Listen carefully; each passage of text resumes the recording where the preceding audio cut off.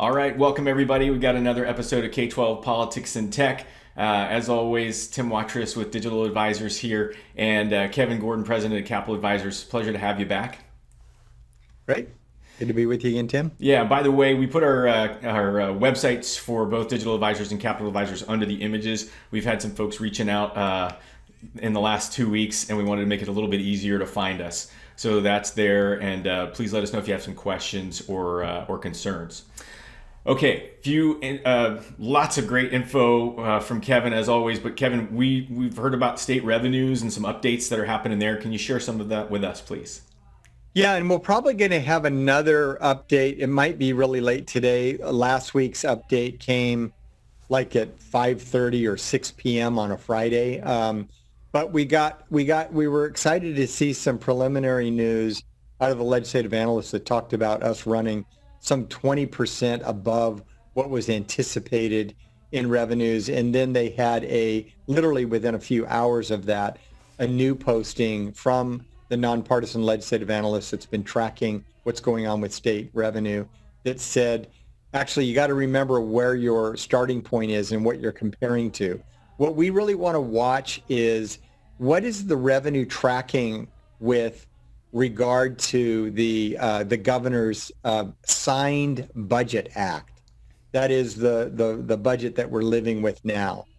That's what we really want to check. And what we noticed is a 12% beyond expectations uptick in revenues. And again, this sort of is along the lines of what I've always said, which is that, the governor probably did overstate the size of the overall problem, which is a very smart thing to do. To some extent, you don't want to understate it and have to come back with a bunch more solutions to a problem.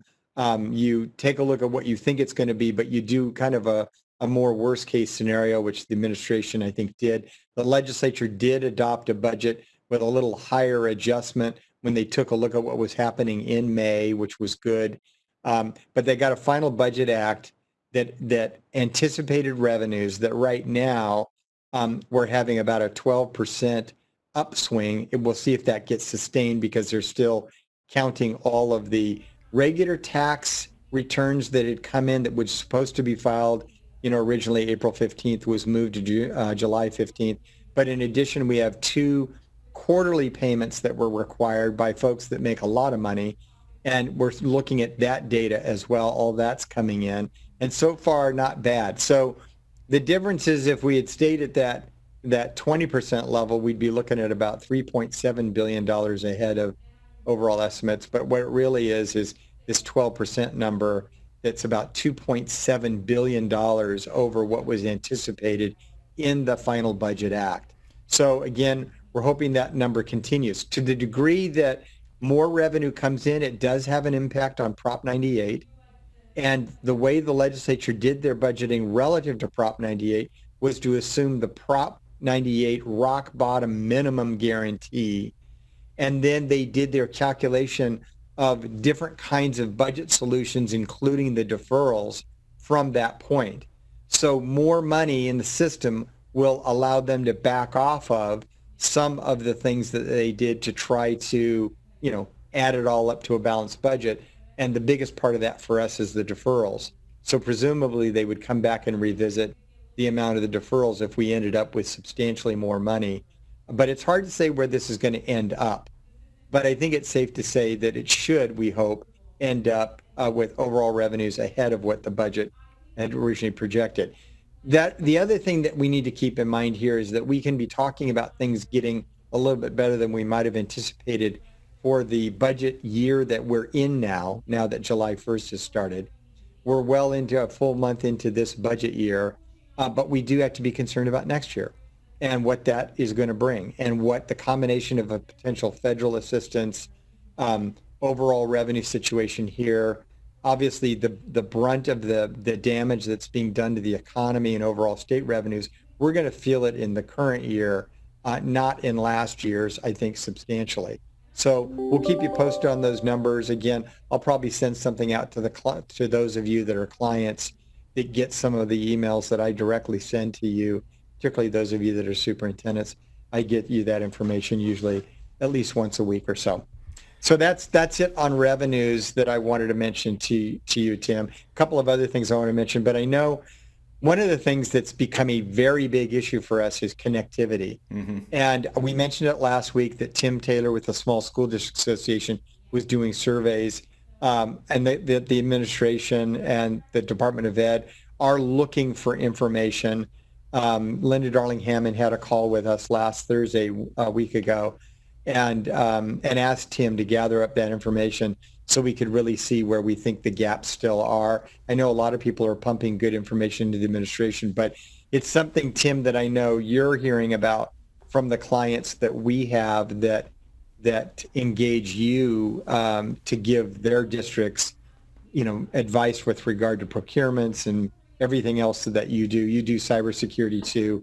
What are you hearing from some of those folks? Yeah, thanks, Kevin. And you said it, this is probably the hottest topic that people are struggling with right now.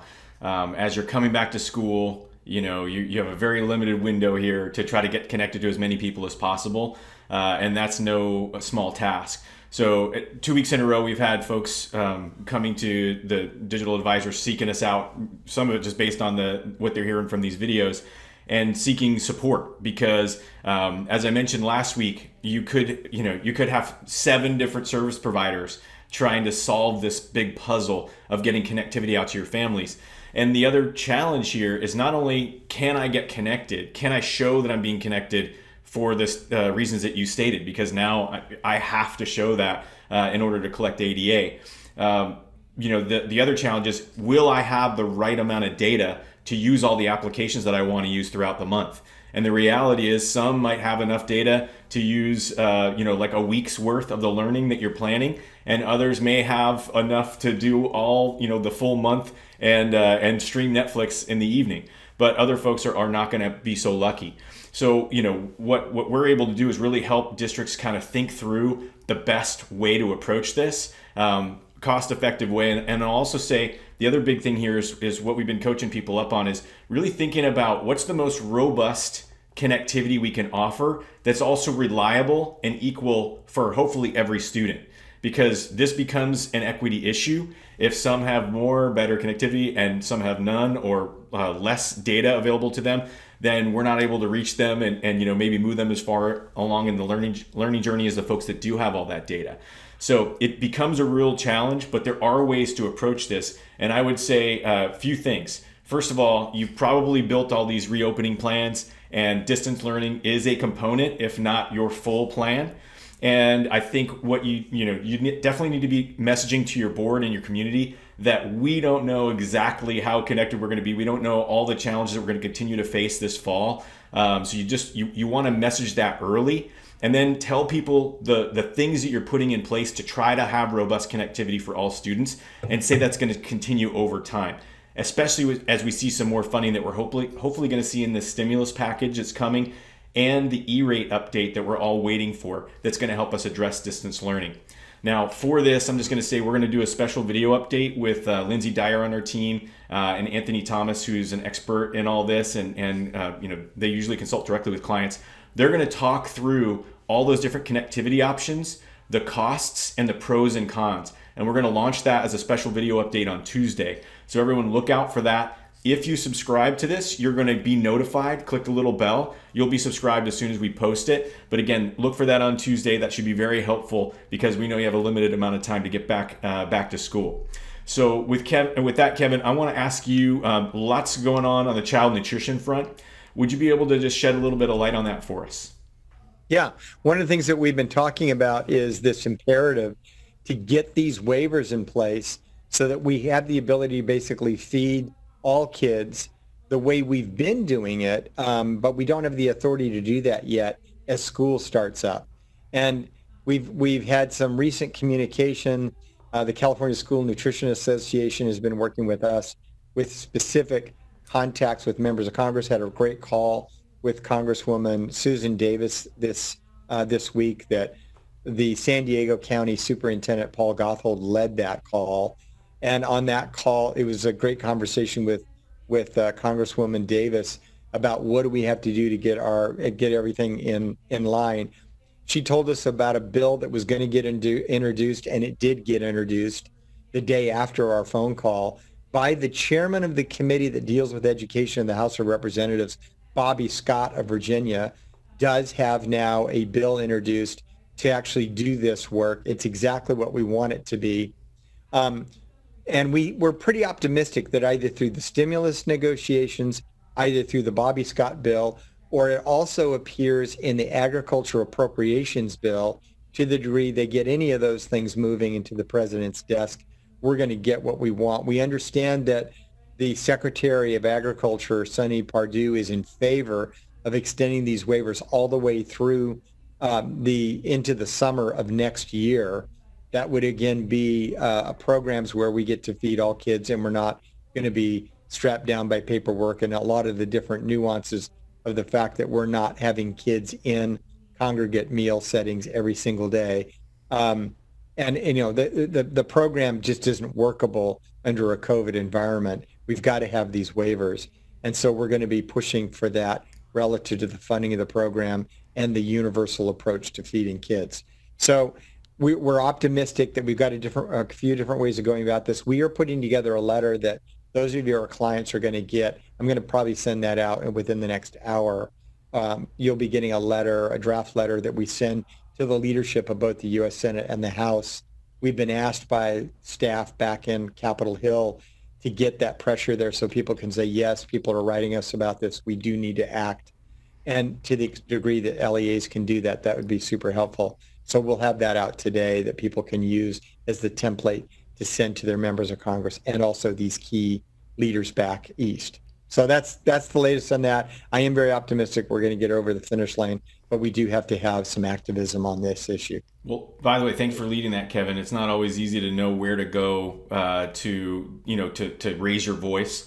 And as you said earlier on the connectivity issue, Tim at SSDA is Tim Taylor at SSDA is really helping to drive that at the state level. So please reach out to Tim. And as you heard, Kevin and his team are going to be pushing out some information on advocacy for child nutrition. Obviously, big topic here that needs your attention and support. And again, as we keep saying, now's not the time to sit on the sidelines. Now's the time to really squeak the wheel because this impending election is really a big political lever that we can use to get the things that we need. So thanks for doing that.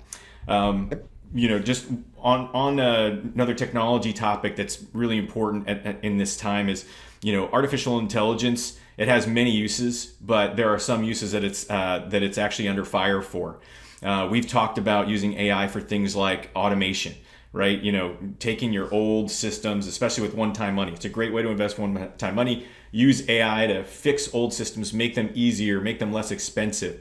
But what AI is not good at, it turns out, is facial recognition. And we've seen some of the largest companies that are in this facial recognition space basically go on a moratorium, say we're not doing this any longer. And also the federal government has said we're putting a moratorium on facial recognition for law enforcement and other things. So with that in mind, we're starting to see more facial recognition pop up in schools. Sometimes it's for security. And another thing we're seeing facial recognition pop up for with schools is these thermometer stations that are going to take people's temperatures. That uses facial recognition to identify the person. That also, collects data on them, and that's also very sensitive medical data that we get. We start to cross over many potential risk areas with that. And I'll just say the state of New York has basically said all government agencies cannot use facial recognition for any reason. School districts have had to take that down. And I'm not trying to vilify artificial intelligence and facial recognition, but I am bringing up the fact that this is a big issue right now. Companies have backed off, the government has backed off, and if you have this deployed in your school district, facial recognition of any kind, please take the time to learn a little bit more about this issue. It may come up, right? People may bring it up, or it may put you at some level of risk for all these different, issues that are driving this moratorium. So please do a little bit of research and consider if you're going to deploy facial recognition in your district or not. One other follow-up on the tech side, Kevin, is the Twitter hack that we mentioned a couple weeks ago. That was a big deal. Obviously Joe Biden's account, Jeff Bezos, Kim Kardashian, they were hacked. We said it was social engineering. They actually got a little more specific because they were able to figure out exactly what happened. And this was a spear phishing attack, which is another cyber attack. And spear phishing means they the attackers used the phone, called top executives, convinced them that they were someone else, gathered enough information from them to basically take over their accounts as those executives and get access to all this detailed Twitter information, then take over the celebrity accounts. And I will just say, we said it before, but I'm just going to reinforce, because we saw Garmin get hacked this week. We see every week there's a new list of companies that are getting hacked, held ransom for millions of dollars. You can't afford to have a disruption like that. So the best ounce of prevention, it's not a piece of software and it's not a box that has a bunch of blinky lights. It's actually us as people and our behavior. And the best thing you can do without doing too much work is question anytime someone's calling you and asking you for information, or your team. Make sure you know who's on the other line. And I would urge you to then actually say, I'm not going to share any information with you, but I'm going to call the company and then find my way back into you so you can verify as much as possible that it's them. I would say that for any sort of phone call, for any sort of email that comes your way, make sure you're going to them and you know where you are before you give up your information. That's going to really help you personally and professionally protect your data and stop a big breach like this. With that, Kevin, I'm going to jump in and just ask you real quickly. We haven't heard much on the progress with federal stimulus. We know the clock's ticking. Can you just give us a few words on federal stimulus and where we stand with that right now? Yeah, well, since last week, and we had Governor Bob Weiss on, and we talked about the imperative for them to acting and really move things forward. And it's just been paralysis in D.C. Again, one of the things that's been interesting is that most of the drama has been Republicans negotiating with Republicans, Republicans negotiating with the White House, and not sort of getting to an agreement. While obviously the House Democrats had the HEROES Act, the Senate, U.S. Senate Democrats have their plan that was submitted probably 4 weeks ago. It's out there. That one has $175 billion for schools. The HEROES Act, $90 billion for schools. The Republicans, it's at $70 billion. So they haven't even begun really the serious negotiation with Democrats, and we got a ways to go. The problem for them is that, and I think Democrats were hoping it would be leverage, was that it would seem that they would need to act and come together because of the unemployment benefits issue expiring. And so what we're anticipating now, that I think Republicans were really trying to force Democrats to blink on this issue because they know they really wanted those unemployment extensions. And there may be one of those things where they split off that issue, get that done, and then continue the negotiations over the full stimulus package next week. But I haven't seen any big headlines come across yet, but I have a funny feeling that's where they're headed. But we'll keep watching that. I'm still optimistic that we're going to get something, but it's obviously going to take a little more time than we thought. All right. Well, thanks, Kevin. We'll look for some more news, and we'll certainly be updating folks as much as possible. Yeah, I know you're great about sending emails out to your clients. We do the same on the tech side with our clients. So we'll look for more of those, and then look for an update with us next week, hopefully with some good news in that front. With that, I'm going to go ahead, please. Yeah. There was one other thing I wanted to I remember to mention. So August 1st comes the date that the state was supposed to, it was the California Department of Education in consultation with the State Board of Education, finalize what its template essentially is, its sample with regard to the continuity and attendance plans, because as LEAs, you're going to have to be adopting that by September. So, but look for that to be finalized, and in terms of guidance for you guys to be able to replicate and use to produce what you're going to be required to do. And you got to have 2 board meetings, and they can't be at the same time or the same day. They have to be spread apart. One board meeting to adopt what your continuity plan is.